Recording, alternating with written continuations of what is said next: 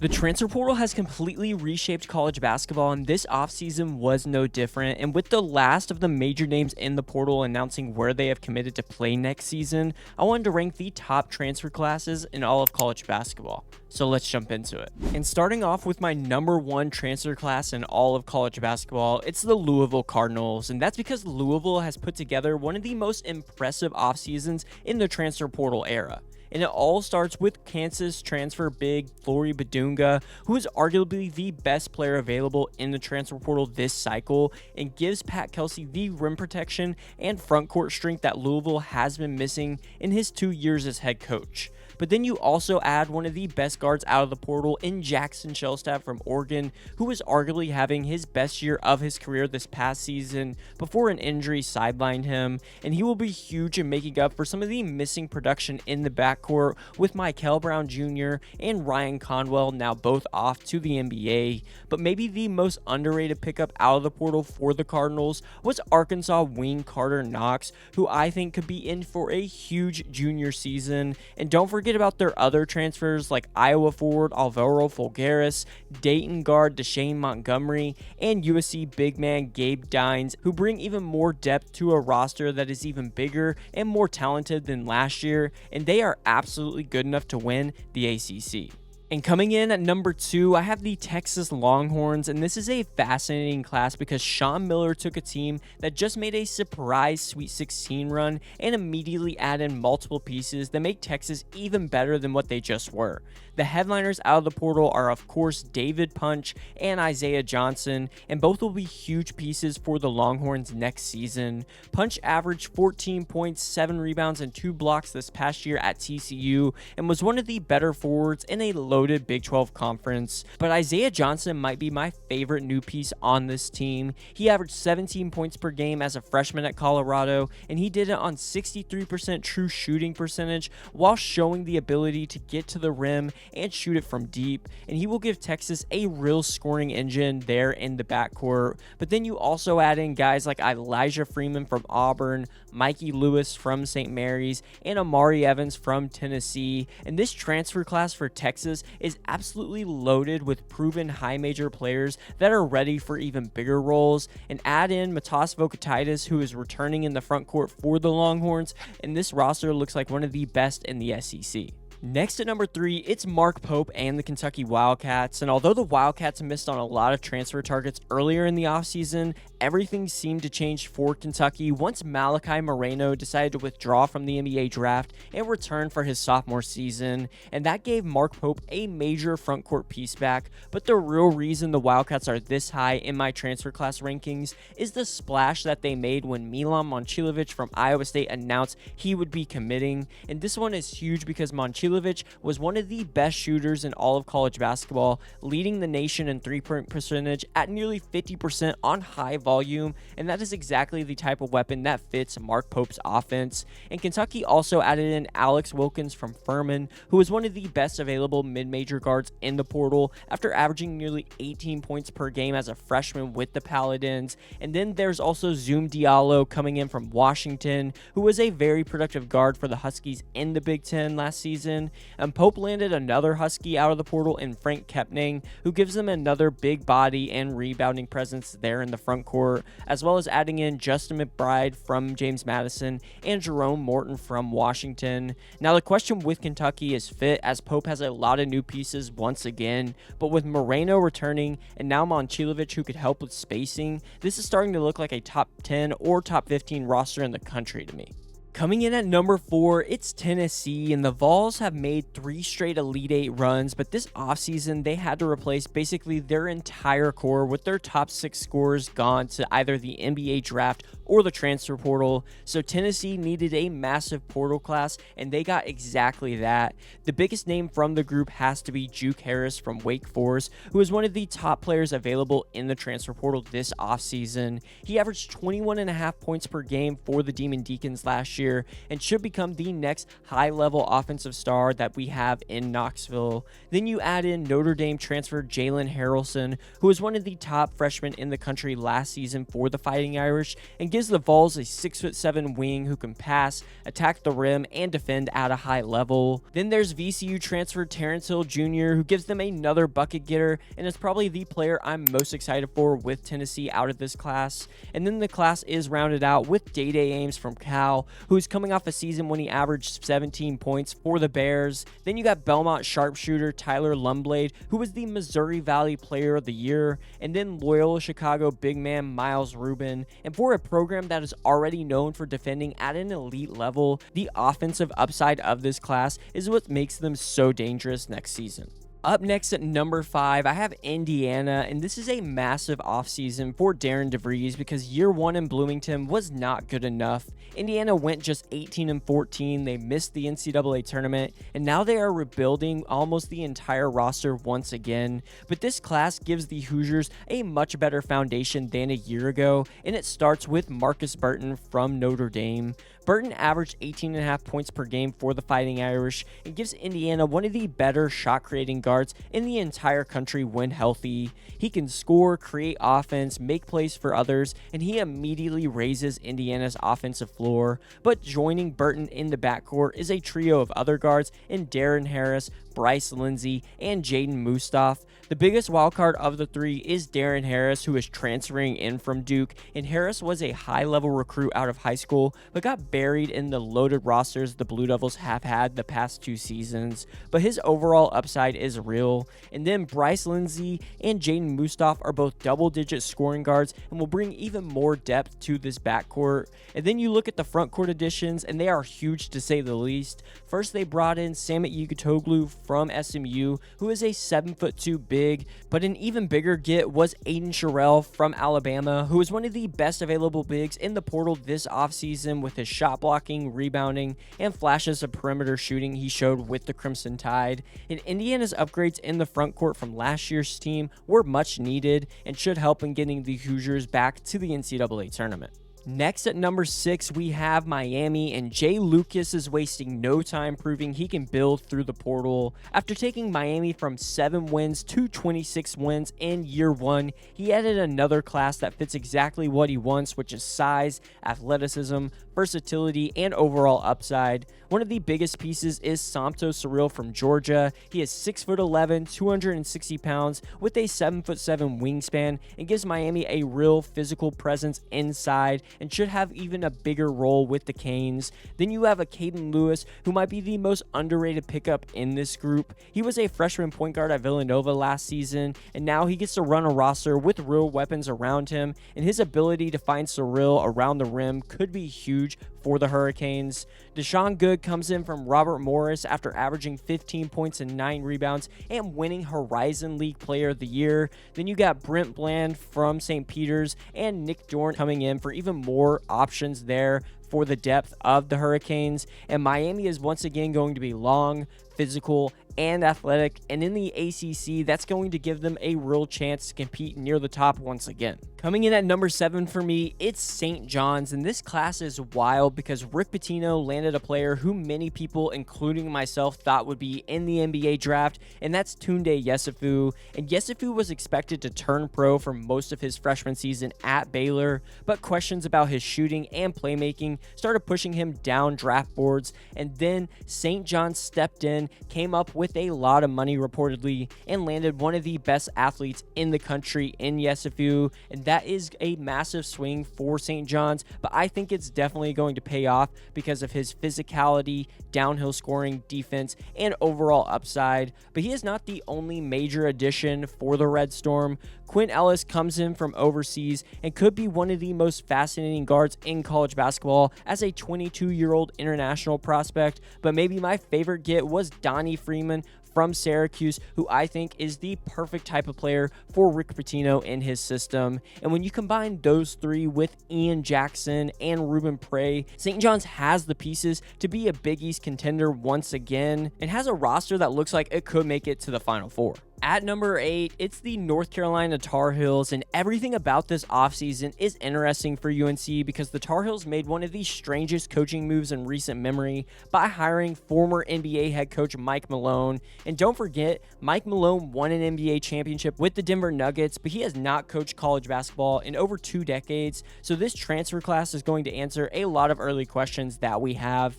Terrence Brown comes in from Utah and is a proven scorer as he averaged nearly 20 points and 4 assists for the Utes and gives North Carolina a guard who can create offense immediately. Then you bring in Neoklis Avdalis, who is a 6'9" wing/guard from Greece who averaged double figures at Virginia Tech as a freshman, and I think he is in for a huge jump as a sophomore as long as he improves his efficiency after shooting just 38.5% from the field last year with the Hokies. And lastly, you got Matt Abel coming in from NC State and gives the Tar Heels another young ACC guard with a lot of upside, and we really saw that at the NBA Draft Combine, as there were even discussions of maybe him heading to the NBA Draft, but instead he decides to stay in college and transfer to North Carolina. And then you got Cade Bennerman from Northwestern, who had 7-foot size, and even though he hasn't played much in college basketball, I think he could be huge for the Tar Heels next season. And overall, I love the transfer class that Mike Malone has put together, but I think the biggest question around this roster is how fast Malone adjusts to the college game. Next at number 9, I have Michigan, and the defending national champions didn't need a massive transfer class. They just needed some specific answers, mainly in the front court, because Dusty May already has returning backcourt talent in Elliot Cadeau and Trey McKinney, so the transfer class was almost entirely focused there in the front court. And based on what Michigan has done with transfer bigs recently, that should get everyone's attention. The biggest addition is Mustafa Cham from Cincinnati. He is a 7'2" center who averaged 13 points and 7 rebounds with the Bearcats and could be the next major frontcourt success story in Ann Arbor. But Michigan also added in JP Estrella from Tennessee, who is a 6'11" big who brings scoring, size, and overall defensive value. And then you got Jalen Reed, who's coming in from LSU and gives them another experienced SEC frontcourt piece, but he has been hurt recently, but I think he might be the most underrated pickup of the 3. And although Michigan didn't have the biggest class, I think this one's built more on fit than quantity because Michigan needed size, rim protection, rebounding, and frontcourt depth after losing multiple key bigs from last season, and Dusty May got exactly that with this group. Rounding out the top 10 at number 10, I have the Duke Blue Devils, and this is another class like Michigan where quality matters more than the quantity, as Duke only added in 3 transfers, but John Blackwell alone makes this one of the better groups in the country to me. He averaged 19 points, 5 rebounds, and 2.5 assists at Wisconsin this past season and earned 13 All-Big Ten honors, and now he steps into a Duke offense that lost major production, and with Isaiah Evans deciding to stay in the draft and Cameron Boozer now gone, Blackwell gives Duke a proven scorer who can carry a real offensive workload, and that's exactly what John Shire needed. But then you also bring in Belmont big Drew Sharnowski, who I think is a really smart pickup. He averaged 11 points, 6 rebounds, and 2.5 assists at Belmont while shooting 68% from the field, and he gives Duke frontcourt skill and efficiency to pair alongside Patrick Ngungba, who's back. And then Jacob Theodo is the third and final transfer, and he's going to add some backcourt depth after averaging 13 points at Loyola, Maryland this past season. And don't forget that Duke still has elite young talent and a lot of returning pieces, but Blackwell is the reason that this class matters because he fits exactly what the Blue Devils were missing, as he'll give John Shire a proven star at the collegiate level. Coming in at number 11, it's Vanderbilt, and I'm a lot higher on the Commodores transfer class than others. Mark Byington has quickly changed the perception of this Vanderbilt program, though, because after years of going nowhere, Vanderbilt has made the NCAA tournament in each of Byington's first 2 seasons, including a 27-win year, and now they had to reload, and they did just that to me. Ace Glass is the most exciting offensive addition after averaging 16.5 points per game at Washington State as a freshman, and I think he's going to pair nicely there with Tyler Tanner in the backcourt. Then you got T.O. Barrett coming over from Missouri, who gives them additional experience in the backcourt.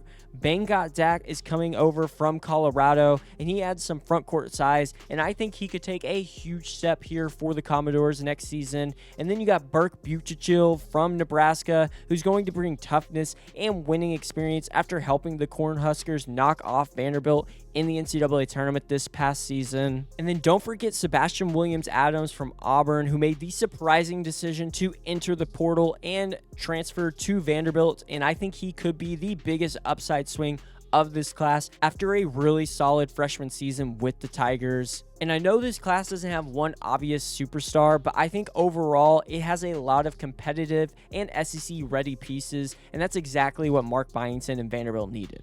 Next at number 12, it's the Providence Friars, and after firing Kim English this offseason and hiring Brian Hodgson as the new head coach, the Friars immediately were aggressive in the transfer portal, and this class has a little bit of everything to me. The big name is Miles Byrd, who comes in from San Diego State and might be one of the best off-ball defenders in the entire country. He averaged 2 steals and 1.5 blocks and was the Mountain West Defensive Player of the Year this past season. Then you got Ryan Sabal, who gives Providence elite shooting after making 3.5 threes per game, which ranked 3rd nationally. Malik Mack comes in from Georgetown and brings really nice point guard experience and over 90 career starts. You got Devin Vanderpool, who was the American Conference's most improved player at FAU this past season, and Arrington Page from Northwestern, who is a 6'11" big and had a solid year this past season. And although he's not considered a transfer, I have to mention Dink Pate coming in from the G League, who I think could be huge for Providence next season. And overall, I think this transfer class has a bit of everything with scoring, shooting, defense, and depth. And I think the biggest question is how fast Brian Hodgson could get it all to fit together. But the Friars should be a contender in the Big East next season. Coming in at number 13, I have the Missouri Tigers, and Dennis Gates has built this program through transfers before, so it's not surprising to see the Tigers back in the portal with another intriguing group. The two most interesting names to me, though, are Jameer Jones from Providence and Bryson Tiller from Kansas. Now, Jones averaged nearly 12 points per game as a freshman with the Friars, and he has the physicality to bully his way to the rim and get to the foul line. And then you got Tiller, who comes over from the Jayhawks, which makes this even more interesting with that rivalry, but he gives Missouri a 6'10" forward with interior scoring, rebounding, shot blocking upside, and I think he's going to show more from the perimeter as well this season. They also added in Jalen Carey from Tennessee, who's going to bring even more toughness to that front court. You got Kennard Davis from BYU, who had a down year after what we saw from his 2 seasons with Southern Illinois, but then they also bring in Jordan Crawford and Court Stansberry, who were both double-digit scorers at the mid-major level this past season. And Dennis Gates also has 2 McDonald's All-Americans coming in, so the overall talent on this roster is real, and if it connects, I think they could be one of the better teams in the SEC next season. Up next at number 14, I have the UConn Huskies, and even though this class is lower than some might expect, the Huskies didn't necessarily need to rebuild. They just needed to reload around a strong returning core. Dan Hurley still has Silas Demery Jr. and Braylon Mullins back, as well as Solo Ball, who is going to be redshirting this season though. But the big pickup is Najee Hines. He comes from Seton Hall and gives UConn a 6'10", 265-pound frontcourt presence that has an elite motor, physicality, and good rebounding. I think he's going to be a really good fit for Taurus Reed Jr., who is now gone. And then you got Nicholas Haminia, who comes in as a high-level recruit from Duke, and he should be given a bigger opportunity there in Stores and might be the replacement for Alex Caravan. They also added in a lot of other pieces in Oscar Gilty, who is a young 6'10" forward from Stanford. You got Nils Machowski, who gives them scoring after averaging 17 points at Wofford. And then Isaiah Shaw and Jay Nash add even more depth there in the backcourt. And UConn came up just short in the national title game this past season, but I think this roster is still built to compete deep into March. And rounding out the top 15, at number 15, I have the West Virginia Mountaineers. And after years of instability, Ross Hodge gave the program some real momentum with 21 wins in his first season. And now the Mountaineers have to replace a veteran-heavy roster, and this class should help. Muhammad Silla is the most important frontcourt addition for the Mountaineers. He is a 6'10" center from Georgia Tech who averaged 9.5 points and 7 rebounds as a freshman, and he should step into a major role there at West Virginia. You got Javen Buchanan, who comes in and adds another scoring forward after averaging 12.5 points at Boise State. And in the backcourt, Finley Bizjack is the big name after averaging 17 points at Butler, and he's going to play a huge role as the point guard for the Mountaineers. They also bring in St. John's transfer guard Josan Sanon, who is a former high upside guard, and then Martin Somerville and Seydou Traore both coming in and add even more depth. And West Virginia probably added multiple starters and a lot of depth with this transfer class. And although it may not be flashy as some of the others on this list, I think this is a really solid Big 12 portal class. But I also wanted to go over a few honorable mentions that I had. And first up, we have Arizona State, who hired former St. Mary's head coach Randy Bennett, and he brought a lot of production from St. Mary's and the WCC with him. And the Sun Devils class is headlined by St. Mary's forward Paulius Morauskas, fellow Gale Dylan Shaw, Joel Foxwell comes in from Portland, and Emmanuel Innocente comes in from Gonzaga. And then there's Houston, who may not have the flashiest class, but Kelvin Sampson added exactly what he needed after losing so much backcourt production. You got Dedan Thomas Jr. from LSU, who gives the Cougars their potential lead guard, Corey Hadnot, who is a 20-point per game scorer last season with Purdue Fort Wayne, and Kent State big man Delrico Gillespie. There's also Xavier, who went heavy in the portal after a disappointing 15 and 18 season last year, and they added 7 players out of the portal, including UAB guard Chance Westry, LSU big man Michael Nwoku, Miami guard True Washington, and Texas A&M guard Ruben Dominguez. Then there's Iowa State, and they lost a ton of production, including Milan Momcilovic, Joshua Jefferson, and Taman Lipsey, but TJ Altenberger responded with a classic Iowa State portal class of his type of guys in JaQuan Johnson, Leon Bond, Ryan Prather, Trey Singleton, and Taj Manning. And lastly, there's Texas A&M, who makes this list because landing PJ Haggerty gives Bucky McMillan one of the best pure scorers that was in the portal, as well as other pieces like LSU guard Jalen Reese and Tennessee big man Cade Phillips. But that wraps it up for this one. Let me know in the comments down below what you thought of my transfer class rankings, and who do you think is way too high or way too low, or was there someone that I didn't even mention? Also, if you enjoy the content, don't forget to drop a like on the video and subscribe to the channel. Thank you so much for watching, and I'll see you in the next one.